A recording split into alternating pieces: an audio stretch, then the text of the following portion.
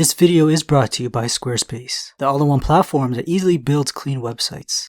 Season 5, Episode 8 is the best episode of Game of Thrones. Not my favorite episode, because I have a crazy personal bias towards the show's adaptation of Oberyn and Robert Baratheon. Putting aside my character biases and trying to be objective as possible, there are a lot of near-perfect episodes. There's 3 Game of Thrones episodes listed in the highest rated episodes list on IMDb, and a surprise to me that none are Hardhome. The Winds of Winter, where Cersei blows up the Sept of Baelor with wildfire, is listed at number 7. A very, very good episode of Game of Thrones. This one's Season 6, Episode 10, so like Hardhome, it's a later episode in the series. The 8th highest rated episode of television on IMDb is the episode right before The Winds of Winter. Season 6, Episode 9, titled The Battle of the Bastards, where Jon leads the attack on Ramsay to save his family's home. Again, a later episode that fans overwhelmingly agree is a cinematic masterpiece. Number 10 on IMDb's list is Season 3, Episode 9, The Rains of Castamere, but every fan remembers this episode as The Red Wedding. A more tragic episode here that'll leave you with your jaw dropped for its plot twist. The writers and director handled the source material well, and even added some good bits, and like always, beautifully shot. But it's weird to rate an episode so high solely based on shock value. Everyone was talking about the show after this episode, and I have a feeling showrunners D.B. Weiss and David Benioff wanted that same devastated reaction out of viewers with their final couple episodes. Obviously turning Daenerys into the Mad Queen wasn't handled as well, with not enough build-up. The Red Wedding works because it falls in line with characters' values. Daenerys was never evil until she just decided to burn a populated city on a whim. Dany was playing the part of a hero just 2 episodes prior. Hardhome is ranked 44 on IMDb's list, a very respectable number considering it's all television we're talking about here, but pretty far down relative to the other Game of Thrones episodes. If you compare these 4 beloved and masterfully made episodes, one thing separates Hardhome from the rest: the lack of a shocking plot twist. People love a good twist, and Hardhome, while eventful, is missing a major character death that the other 3 top tenors deliver on. The Winds of Winter is the last episode that we see the Tyrells, the High Sparrow, King Tommen, and even Walder Frey. The wildfire explosion is a very iconic Cersei moment, and every other point of view going on in this hour is gripping. This is where we get the Jon Snow parentage reveal from Bran looking back in time. This has to be the second best episode for me, and I'm sure it's the best for many. The Battle of the Bastards had that weird Rickon death scene, nowhere near as impactful as the iconic wildfire explosion, or even the Red Wedding. But the fight for Winterfell makes up for it. This is visually the best episode, but does fall short elsewhere. The fight choreography in Battle of the Bastards tops Hardhome, but Hardhome shines with its atmosphere and suspense. Hardhome has a more standalone episode feel to it, like its own adventure, but it's far from filler. There's a lot of development for characters, and the plot packed into this hour. We jump from Dany bringing Tyrion into her gang, to Cersei locked away, to Arya and Braavos, back to Cersei whining, then to Sansa and Theon, slaves to Ramsay. Going back and forth between a couple of these characters' point of views until we're finally at the Wall 27 minutes in. Right before we get to Jon arriving at Hardhome, we get a very well written bit of dialogue between Sam and Ollie.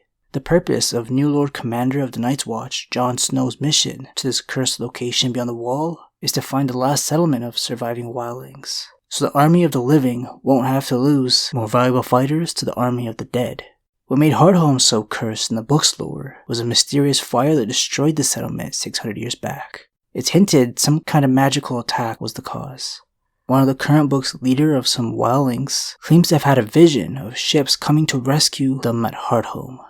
Before Jon's rescue mission, let me quickly thank the video sponsor, Squarespace. Squarespace.com/whycreate is where you need to go if you're looking for a website builder to help launch your business or even just a personal blog or portfolio site. They made a platform where everything is just simple. You can register a domain here, then when you're ready you can check out all their templates. Using pre-designed layouts helps you quickly set up your e-commerce or your contact page. You can customize the content to fit your brand as well. The analytics at Squarespace shows you everything you need to know about how your site is performing, and if you need more complex tools to run your business, like handling inventory or fulfillment, there's extensions for that. Start your free website trial. Then when you're ready to launch your site, go to squarespace.com/whycreate to save 10% off your first purchase of a website or domain. The very controversial decision to go to Hardhome on Jon's part. The Night's Watch was established to make sure White Walkers never attack the world again. But over the thousands of years of no White Walkers showing up, their purpose mainly turned into fighting off invasions by wildlings, who were trapped on that side of the wall after it was constructed. Ollie is a character completely made up by Game of Thrones writers. The books don't have an Ollie or anyone with a similar story arc. In the 4th season of Game of Thrones, Ollie's village is raided by wildlings led by Tormund. His parents are killed, the village destroyed, so with nowhere else to go, Ollie joins the Night's Watch. Now he has to witness Jon join forces with Tormund to save the remaining wildlings. A complicated and traumatic situation to be in. Happy-go-lucky Sam gives the best speech he could, but there's not much you can say to Ollie to change his views, especially when a large portion of the Brothers of the Night's Watch share the same hatred for wildlings after all their history. This adds a lot of layers to Ollie's character. Good character development, perfect pacing for the story's progress, and beautiful scenes. From Season 5 to the 8th and final season, the show creators D.B. Weiss and David Benioff were without the book's guidance. The author of the books, George Martin, even stopped holding their hands as an advisor and writer for episodes. In the books, Jon Snow actually never goes to Hardhome. It's easy to shit on the showrunners after the finale, but number 7 and 8 in the top 10 rated episodes were made without the books. The Winds of Winter, Battle of the Bastards, and Hardhome all share one huge thing in common. Original plots, yes, but all 3 had the same talented director, Miguel Sapochnik. He started working on a couple episodes of Game of Thrones per season towards the later seasons when the scale began to grow. He was the go-to director for big battle sequences. Game of Thrones isn't really known for its memorable fight scenes. The story, world, characters, and dialogue are usually what people take away from the series. But once in a while, an episode or 2 per season has it all, and Hardhome is the peak example. You could almost say this is a movie-like standalone episode, with its own beginning, middle, and end. The only thing that stops this is the first few scenes may lose you if you're super casual. I mean, so casual that you've only seen the Red Wedding. But for more hardcore fans like us, going back to rewatch the episode is amazing every time. Every instance where I need some cool cinematic hardcore shots for a video, I end up watching the whole damn thing. I may have seen the episode a dozen times. There was so much tension between Jon's group with the wildlings in Hardhome. Tormund eased things a little because of how fun the character is, but he was just Jon's prisoner. I remember the weekly trailer for this episode kept the main battle hidden from us, to make it seem like the main conflict was with the wildlings themselves. They gave us a close-up of the Lord of Bones, who was always a scary asshole. He goes a little too far taunting Tormund this episode, and is immediately taken out. He was instantly opposed to working with the crows, so with the Lord of Bones out of the picture, talks could resume. This is where we meet everyone's favorite giant, 1-1, and another fan favorite, Khaleesi.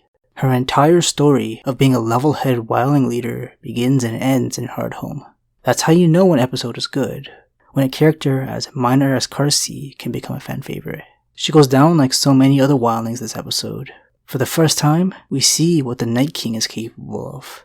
The build-up was so good. Remember, we had no idea White Walkers were going to show up in this episode. It was always a big deal every time they did. With a few of the wildlings not on board with working with the crows yet, dogs start barking, and a snowstorm comes rolling in. We learned that besides Dragonglass, the magical properties of Valyrian steel are effective against the White Walker commanders this episode. But the white zombies outnumber them, and make the surviving Night's Watch and Wildling Alliance retreat. A big loss. An ambush they stood no chance against. And this really helped build a case for the Night King being a credible threat of the world.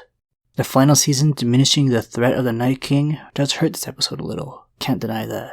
Really makes me wonder if they were capable of episodes this good, 10 out of 10 good, what happened in the 8th season. Everyone has their theories about what was going on behind the scenes with the showrunners. Closing the curtain on such a popular series has its pressures. But there was even weird mistakes, like that Starbucks cup in a shot, and a water bottle in another. That has never happened before. But then the final season, that had less episodes than all the ones prior, had multiple slip-ups. The final battle for Dawn, or the one for the Iron Throne, didn't even come close to this masterpiece. Hardhome is the best episode of Game of Thrones. Really wanted to make this discussion, because when House of the Dragon drops, everyone's going to be hyper-focused on how that prequel is handled. So next month should be interesting. Thanks for watching, guys.